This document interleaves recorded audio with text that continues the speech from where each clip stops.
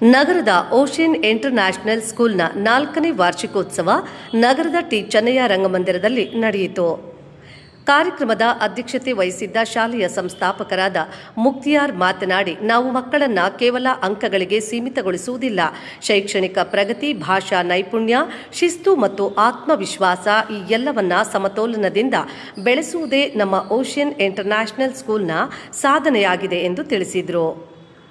ಮಾಧ್ಯಮದವರೊಂದಿಗೆ ಶಾಲೆಯ ಪ್ರಾಂಶುಪಾಲೆ Hazira Kausar Kinder ಗಾರ್ಟನ್ನಿಂದ high school ಮಟ್ಟದವರೆಗೂ ಮಕ್ಕಳಲ್ಲಿ ವೇದಿಕೆ, ಆತ್ಮವಿಶ್ವಾಸ, ಸಾಂಸ್ಕೃತಿಕ ಆಸಕ್ತಿ ಹಾಗೂ ನಾಯಕತ್ವ ಗುಣಗಳನ್ನು ಬೆಳೆಸಲು ನಾವು ಹಲವಾರು ಕಾರ್ಯಕ್ರಮಗಳನ್ನು ಯಶಸ್ವಿಯಾಗಿ ಆಯೋಜಿಸಿದ್ದೇವೆ ಎಂದು ಹೇಳಿದರು. ಈ ವಾರ್ಷಿಕೋತ್ಸವವು ನಮ್ಮ ವಿದ್ಯಾರ್ಥಿಗಳ 1 ವರ್ಷದ ಶ್ರಮದ ಪ್ರತಿಬಿಂಬವಾಗಿದೆ. ನೃತ್ಯ, ಸಂಗೀತ, ನಾಟಕಗಳ ಮೂಲಕ ಮಕ್ಕಳು ತಮ್ಮ ಪ್ರತಿಭೆ ಮಾತ್ರವಲ್ಲ, ತಮ್ಮ ಪರಿವರ್ತನೆಯನ್ನು ಪ್ರದರ್ಶಿಸಿದ್ದಾರೆ. ಪೋಷಕರ ಸಹಕಾರದಿಂದ ಶಿಕ್ಷಣದ ಮೌಲ್ಯ ಇನ್ನಷ್ಟು ಎತ್ತರಕ್ಕೆ ಏರುತ್ತದೆ ಎಂಬ ವಿಶ್ವಾಸ ನಮಗಿದೆ ಎಂದು ತಿಳಿಸಿದರು. ಮಕ್ಕಳಿಂದ ಸಾಂಸ್ಕೃತಿಕ ಕಾರ್ಯಕ್ರಮಗಳು ನಡೆದವು ಹಾಗೂ ಶಾಲೆಯ ಅಭಿವೃದ್ಧಿಗೆ ಸಹಕಾರ ನೀಡಿದ ಹಲವಾರು ಗಣ್ಯರನ್ನು ಸನ್ಮಾನಿಸಲಾಯಿತು. ಈ ಕಾರ್ಯಕ್ರಮದಲ್ಲಿ ಶಾಲೆಯ ಕಾರ್ಯದರ್ಶಿ ಹಸ್ನಾ ಮಜುದಿ, ಕೋಆರ್ಡಿನೇಟರ್ ಸೀತಪ್ರಿಯಾ ಸೇರಿದಂತೆ ಶಾಲೆಯ ಉಪಾಧ್ಯಾಯಿನಿಯರುಗಳಾದ ಫರೀನಾ ತಾಜ್, ಜವೇರಿಯಾ ಖಾನಂ, ಜೀವಿತಾ, ಗೀತಾ ಹಾಗೂ ಸಿಬ್ಬಂದಿಗಳಾದ ವಾಜಿದ್, ಪಲ್ಲವಿ, ಭಾರತಿ ಭಾಗವಹಿಸಿದರು.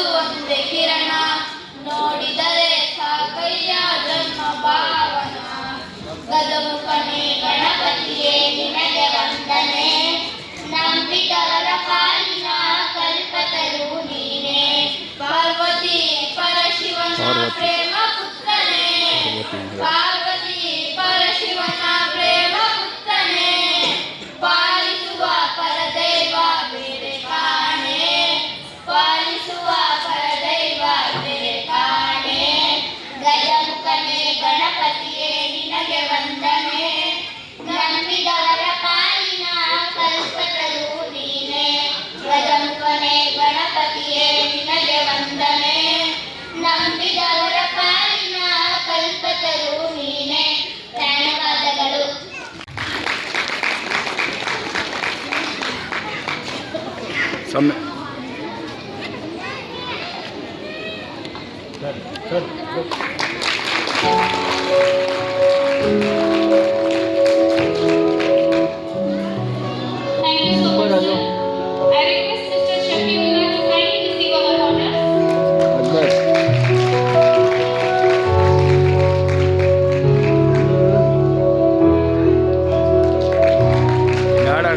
पढ़ता रहे आओ खड़ा पीछे रही आ जाओ करना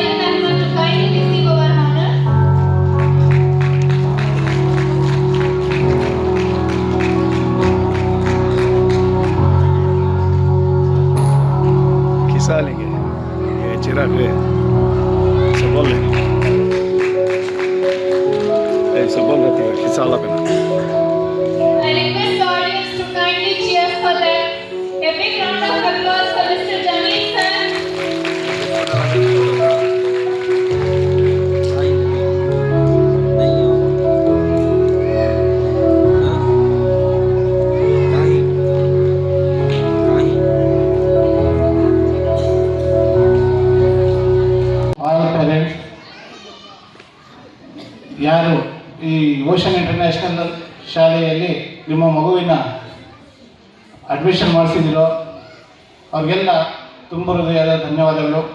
ಇವತ್ತು ನಮ್ಮ ಶಾಲೆ ಕೇವಲ ಒಂದು 20 ಮಕ್ಕಳಿಂದ ಪ್ರಾರಂಭವಾಗಿದ್ದು ಇವತ್ತು ಸುಮಾರು 150 ಮಕ್ಕಳಿಗೆ ತಲುಪಿದೆ.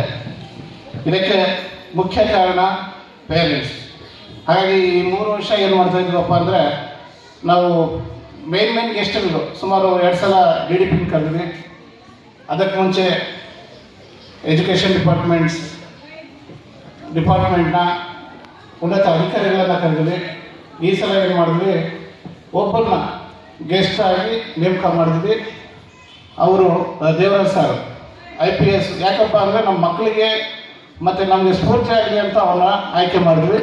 ಜೊತೆಗೆ ನಮ್ಮ ಒಂದು ಜಿಲ್ಲೆಗೆ ಸಾಕಷ್ಟು ಒಳ್ಳೆ ಕೆಲಸಗಳನ್ನು ಮಾಡಿದ್ದಾರೆ ಅಂತ ಅವ್ರನ್ನ ಆಯ್ಕೆ ಮಾಡಿದ್ವಿ.